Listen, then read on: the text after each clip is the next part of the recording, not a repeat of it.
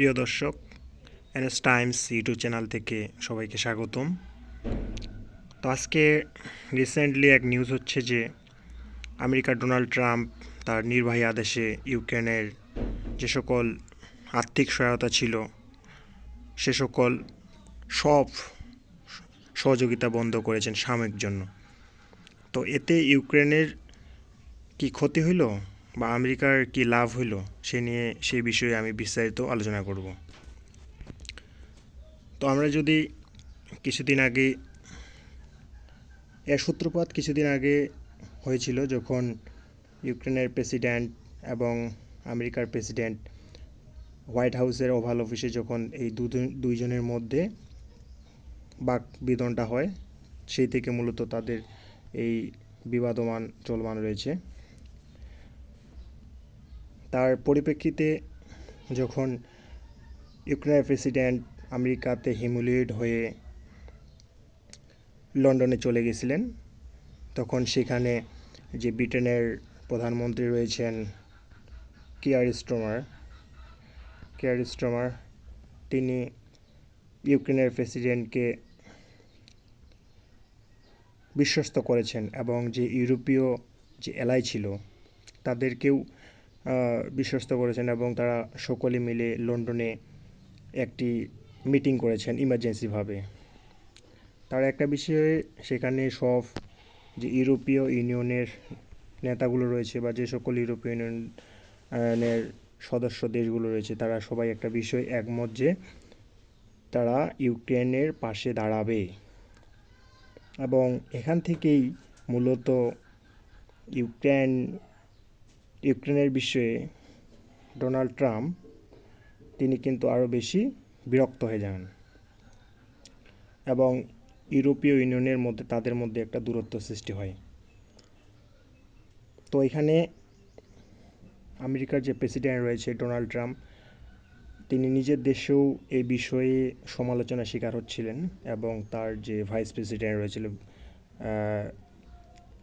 Vance, তিনিও কিন্তু সমালোচনার জন্ম দেয়। এবং রিসেন্টলি তার বাড়ির সামনে তিনি ভ্যাকেশন কাটাচ্ছিলেন, সে মুহূর্তে ইউক্রেনীয় যে সাপোর্টার রয়েছে তারা কিন্তু বিভিন্নভাবে প্রোটেস্ট করেছেন এই বিষয়ে, যে ইউক্রেনের একজন নেতাকে এভাবে হিমিলিয়েট করা ঠিক হয়নি।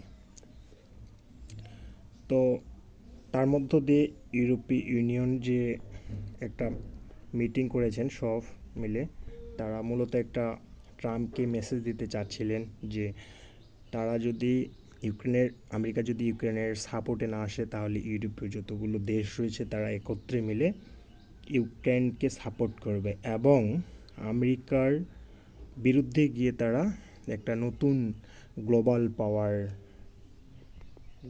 পাওয়ার সিচুয়েশন তৈরি করবে, যেখানে লিড করবে ইউরোপীয় কান্ট্রিগুলো। তো মূলত এখান থেকেই ইউরোপ এবং আমেরিকার একটা দ্বন্দ্ব চলতেছিল। তো হঠাৎ করেই আমেরিকার যে প্রেসিডেন্ট রয়েছেন তিনি হঠাৎ করে নির্দেশ দিয়ে থাকেন যে ইউক্রেনের যতগুলো সামরিক সহায়তা ছিল ইউক্রেন রাশিয়ার যুদ্ধে, আমেরিকার প্রেসিডেন্ট ডোনাল্ড ট্রাম্প সেগুলো কী করবেন, সাময়িকভাবে বন্ধ করবেন।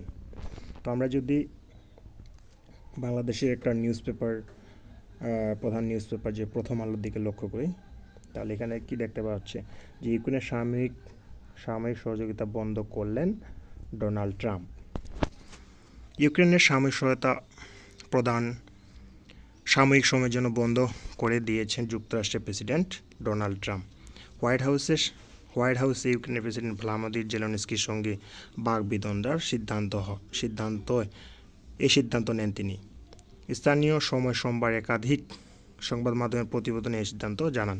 ফক্স নিউজের প্রতিবেদনে বলা হয়, যতক্ষণ পর্যন্ত ট্রাম্প মনে করবেন দেশটির ইউক্রেনের নেতারা শান্তির জন্য অঙ্গীকার সদিচ্ছা দেখাচ্ছেন, ততক্ষণ পর্যন্ত সহযোগিতা বন্ধ থাকবে।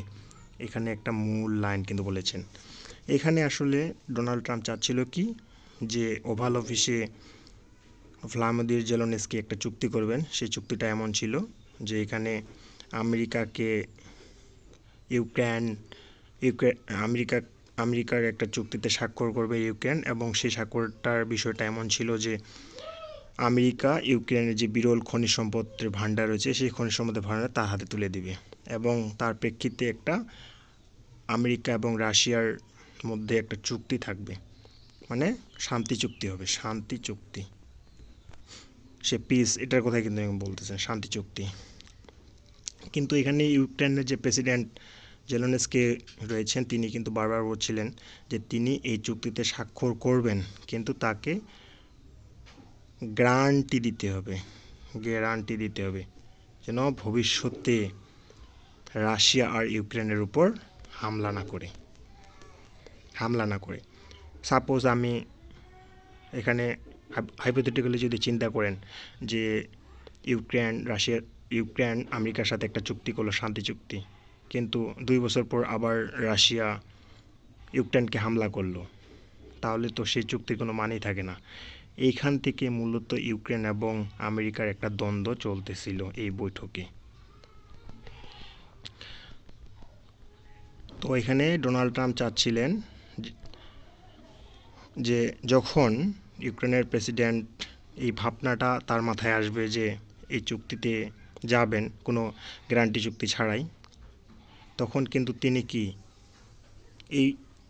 এই শান্তি চুক্তি যদি সদিচ্ছা দেখান ততক্ষণ পর্যন্ত সহযোগিতা বন্ধ থাকবে, যদি অস্বীকার দেখান তাহলে কিন্তু বন্ধ থাকবে। আর যদি শান্তি চুক্তি করতে চায় কোনো শর্ত ছাড়াই ইউক্রেন, তাহলে কিন্তু আমেরিকা কী করবে, ইউক্রেনকে সামরিক সাপোর্ট দিবে। এবং ট্রাম্প প্রশাসনের কর্মকর্তা উদ্ধৃত করে ফক্স নিউজ, এটি স্থায়ীভাবে সহযোগিতা বন্ধ নয়, এটি সাময়িকের জন্য বন্ধ। এখানে আমরা অনেকে ভুল ভাবতেছি যে হয়তো ডোনাল্ড ট্রাম্প একবারই বন্ধ করে দিচ্ছে, কিন্তু বিষয়টি আসলে এমন নয়। তিনি কিন্তু সাময়িকের জন্য ইউক্রেনের যে সামরিক সহযোগিতা রয়েছেন সেটা সাময়িকের জন্য বন্ধ করতেছেন। আমরা যদি লক্ষ্য করি যে আসলে আমেরিকা চাচ্ছে কি, যেহেতু জেলেনস্কি আমেরিকার বসে আসতে চাচ্ছে না, এখানে আমেরিকা ডোনাল্ড ট্রাম্প এবং যে আমরা যে মানুষটিকে মনে করি যে মনে হয় ডোনাল্ড ট্রাম্পকে তিনি চালাচ্ছেন, সেটা হচ্ছে ইলন মাস্ক এবং ট্রাম্প, এরা দুজন কি করতে যাচ্ছে, এরা কিন্তু ইউক্রেনের যে প্রেসিডেন্ট রয়েছে ভ্লাদিমির জেলেনস্কি, পূর্বেই কিন্তু ভ্লাদিমির জেলেনস্কিকে এরা পূর্বে ডিকটেটর বলেছেন। যে কেন? কারণ তিনি অবৈধভাবে ইউক্রেনের প্রেসিডেন্ট, তিনি নির্বাচন ছাড়াই ইউক্রেনের প্রেসিডেন্ট রয়েছেন, সে কারণে ডিকটেটর বলতেছেন। এবং এর মাধ্যমে তারা ইউক্রেনের যে প্রেসিডেন্ট রয়েছে তার পপুলারিটি নষ্ট করতে চান, এবং ইউক্রেনের প্রেসিডেন্টকে তারা সরাইতে চান প্রেসিডেন্ট হিসেবে। তারা চাচ্ছেন তাদের মতো একটা পাপেট ইউক্রেনের বসাইতে, এবং তাদের কথায় যদি তারা শান্তি চুক্তি করে তাহলে তো আমেরিকারই লাভ হইল, এটাই চাচ্ছেন। কিন্তু এখানে ভ্লাদিমির জেলেনস্কি অটুট। তো এখানে দেখা যাক সর্বশেষ কী ঘটে। তবে আমার দীর্ঘ বিশ্বাস যে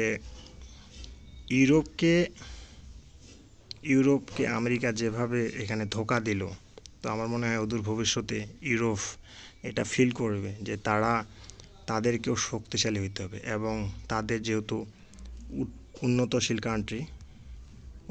কান্ট্রি, তাই তারা কি করবে, তাদের বাজেট বাড়িয়ে তারাও একটা শক্তিশালী দেশ হওয়ার চেষ্টা করবে, এবং বিগত 10-20 বছর পর তারাও শক্তিশালী হয়ে উঠতে পারে। এবং এক্ষেত্রে আমার একটা প্রেডিকশন এই যে সব দেশেই কিন্তু সামরিক যে রয়েছে এর দিকে সবাই ধাবিত হবে, তার ফলে অস্ত্র তৈরি করার প্রতিযোগিতা দেশে তৈরি হবে, তার ফলে যুদ্ধ লেগে যাওয়ার সম্ভাবনাটা আরও বৃদ্ধি পাবে। তো ভালো থাকবেন, আজকের জন্য এইটুকুই।